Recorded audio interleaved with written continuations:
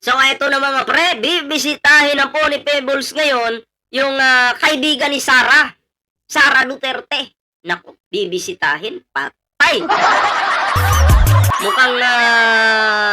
Mukhang, may ano ngayon mukhang may mangyayari siguro. Naku, paano na to? Paano na kaya to? Ha? Mukhang may mabubuking. May lalabas na baho. Ha? Kasi yung kaibigan ni Pebbles, kaibigan din ni Sara Duterte. Pero, ayon sa mga balitang nasasagap natin mga pre, si Sara Duterte, binisita yung taong yon at para bang tinatakot na wag ilabas yung baho ni Sara Duterte. So, eto na ngayon mga pre, pakinggan po natin yung maikling video ni Pebbles at bigyan po natin ng reaction mga pre. Ayan pero syempre no, bago tayo magtuloy-tuloy, ayan, kung bago ka pa lang dito sa ating YouTube channel, huwag kalimutang mag-like, share, and subscribe para naman po maging updated kayo sa lahat ng mga uploads natin. Syempre, may TikTok, may Facebook po tayo. Sana po ay inyong suportahan yung ating mga social media accounts. Ayan meron po tayong ano dyan, ha? Sa hindi pa naka-follow, isa lang po yung ating pangalan. Ballpoint Man 2.0. Wala na pong iba pa. Diba? So, eto na mga pre, tayo po yung magtuloy-tuloy na sa ating reaksyon. Panoorin po natin ang video ito. So, papunta po tayo ngayon ng... Ito na. Saan papunta? So, papunta po tayo ngayon ng BJMP. Nako, Sara Duterte. Ilang oras pa lang to na-upload ni Pebbles Talakera. So, papunta po siyang BJMP. Mukhang kakabahan na naman si Sara Duterte dito. Sana magkita kayo ni Pebbles doon. Sara Duterte, pero teka lang. Parang umiiwas naman si Sara eh. Pag nandun si Pebbles, wala si Sara. Pag wala na si Pebbles, nandun si Sara. Diba? Natatakot ka ba kay Pebbles? Natatakot ka ba? Marami yatang alam itong si Pebbles na alam mong ayaw mabulgar. 'Di ba? Si Sara Duterte, kumbaga itong si Pebbles maraming alam about kay Sara, pero si Sara Duterte nabubuisit at ayaw niya itong mabulgar yung mga baho niya na to. 'Di ba? Kaya may bali-balita nga na itong si Pebbles po ay pinapahunting na ngayon at ipapapatay. Nako. Grabe no, ang sasama talaga ng ugali nitong pamilyang ito, 'di ba? Bukod sa magnanakaw, di umano mamamatay tao pa. Kayo po ba susuporta pa sa mga basurang tao na 'yan? Ano sa tingin nyo? Kasi kung ako po yung tatanungin, dapat po yung suportahan natin na lalong-lalo na sa 2028, yung may utak, may puso, matalino, hindi po bobo. 'Di ba? Pero bakit susuporta kayo sa bobo? Tingnan mo yung mga supporter nila. Dahil sa kabobohan, dahil mga inutil at bobo, ano nangyari? Nag-ano po, people power sa ilalim ng dagat. Nabaliw po eh. Ba't din nyo in-invite si Kiko Barsaga sa ilalim ng dagat? Yung mga maisog, si Sara Duterte, dapat in-invite nyo, nag-speech kayo doon sa ilalim ng dagat. Bakit wala? Anong nangyari? Natakot ba? Ay, nako po. Tuloy natin. Hi, Sarah. Tara, sabay ka. Dalo. Uy! Narinig nyo yun? Sara, sumabay ka daw. Hi, Sarah. Tara, sabay ka. Dalo tayo. Uy! Hindi sasabay yan. Takot yan. Ayan may hamon sa'yo si Pebbles. Sinamon ka, Sara Duterte. Sabay daw kayong dumalaw sa BJMP. Sabay daw po kayo, ha? Ang tanong, kaya kayang sumabay? Kaya kaya? O baka naman natatakot or nahihiya? Sabagay, sa hiya siguro. Wala na yan, hindi na may hiya yan. Makapal na yung mukha ni Sara eh. Pero yung natatakot, diba? Hindi nga siguro ewan ko lang, kung magkita sila ni Pebbles in person, baka hindi pa yan makatingin sa mga mata ni Pebbles. Kasi alam mo, ang tao pag may tinatagong baho, Hindi po yan makakatingin sa mata. Ha? Medyo natatakot po yan. Matatakot po yan. Hmm. Ganun po yun. So, tuloy natin. Malapit na tayo, kuya, no? Opo.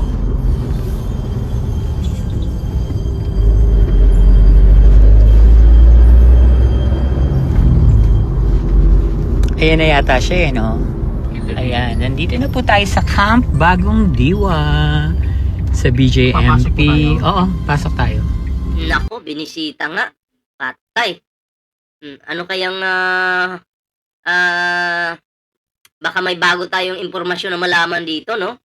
Kasi yung kaibigan niya, kaibigan din ni Sarah, bumisita si Sarah, syempre may binulong si Sarah doon, may malay natin kung pananakot yon, syempre, ibubulong din ito kay Peebles. Nako, Mag-iiwan lang tayo ng ID dyan. Ewan ko si Sarah kung nag-iwan ng ID. hindi na yun mag-iiwan. Feeling untouchable eh. Malay ba natin, di ba? Vice President daw eh, pero feeling presidente na. Di ba? Ang kapal ng face lock. Ayan, Bikutan Taguig, National Capital. Ano na? No decal. Ano yung decal? Pwede yan, kuya.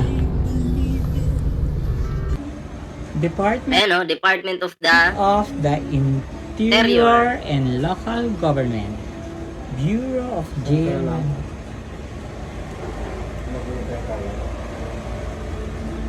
Yan, nandito kami sa BJMP. Saan kayo nagdaan si Sarah dito? Oh, saan kaya nagdaan si Sarah dyan, ano?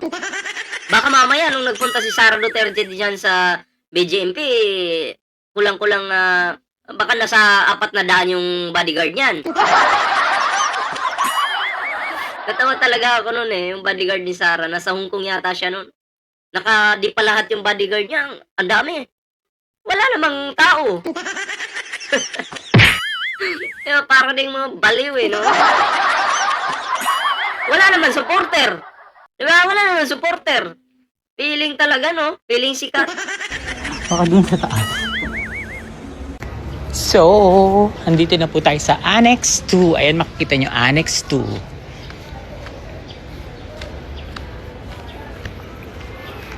Ayan na.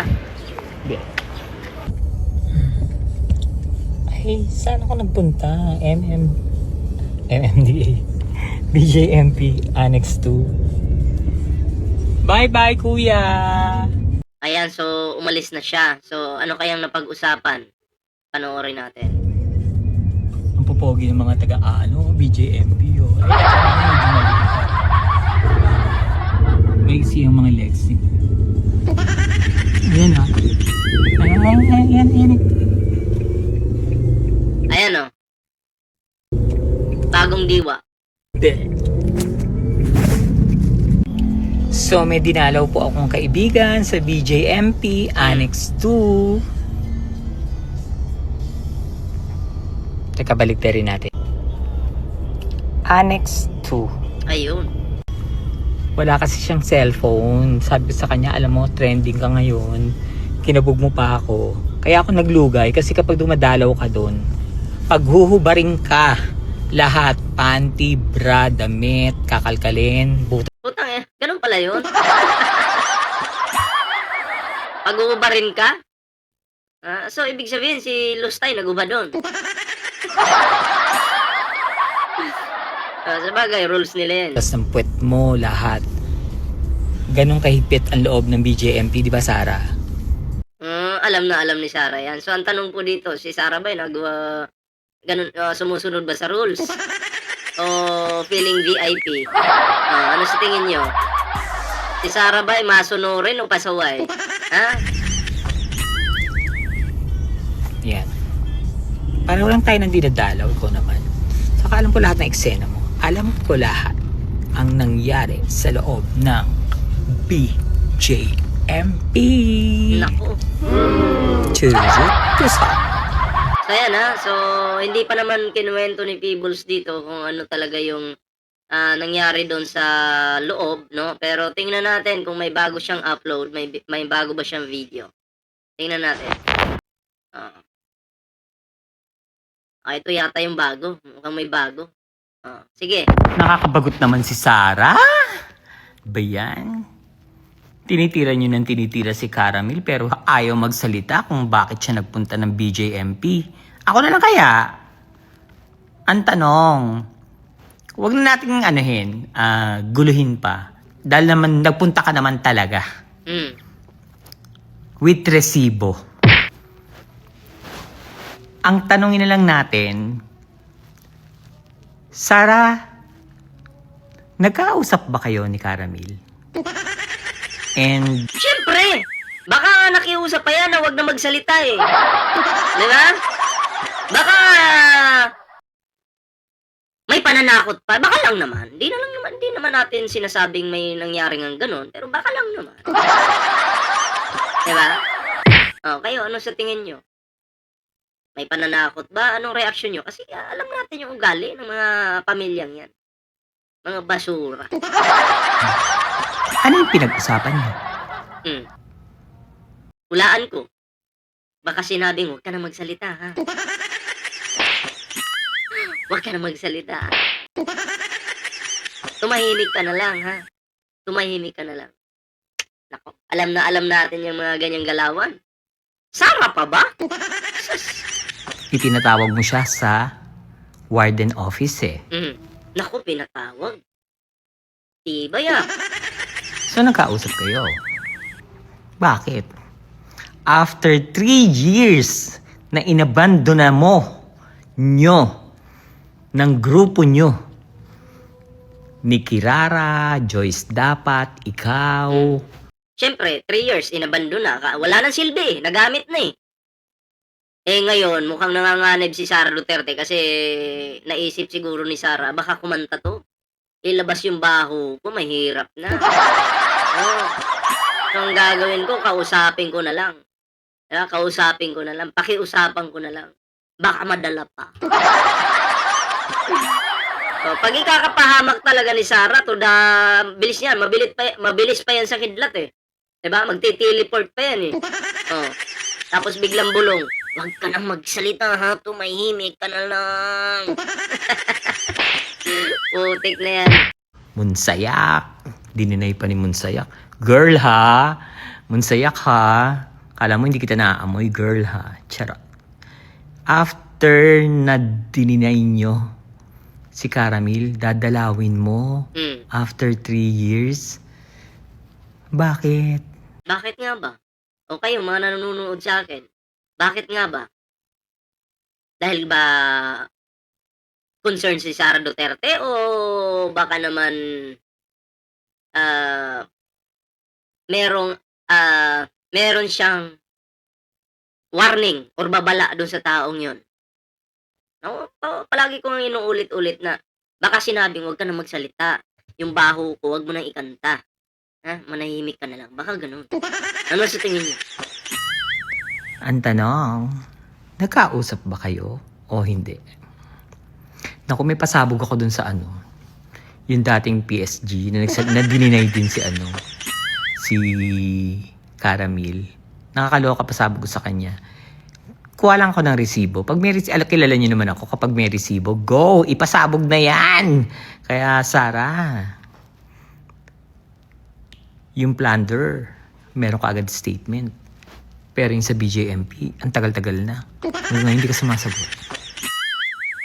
Pag alam niya sa sarili niya na madidiin siya, dahil confirm naman talaga na bumibisita siya, di umano, di ba? Hindi talaga magsasalita yan. Mananahimik lang yan. Naku po. Ano meron? Pengi naman. Charot. Chirutasak. Galilit sa akin. Nakala mo naman.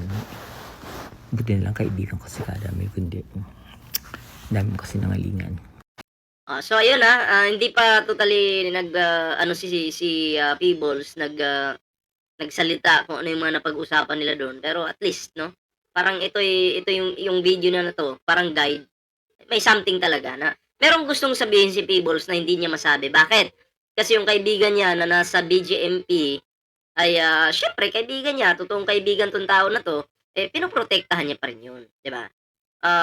concern lang. Kasi baka mamaya, kung ano yung napag-usapan nila Peebles, ilabas ni Peebles, yung tao naman sa loob yung mapapahamak. So, mahirap na, di ba? So, ayan. Si Sara Duterte ngayon ay tagalid. Good luck sa'yo, Sara Duterte. Kaya anong reaction nyo dito sa video ito, mga pre? Comment down below. Ayan ha, may TikTok, may Facebook po tayo dyan. Kalimbangin nyo yan. Mag-like na po kayo dyan. Iisa lang po yung pangalan yan. Ballpoint Man 2.0.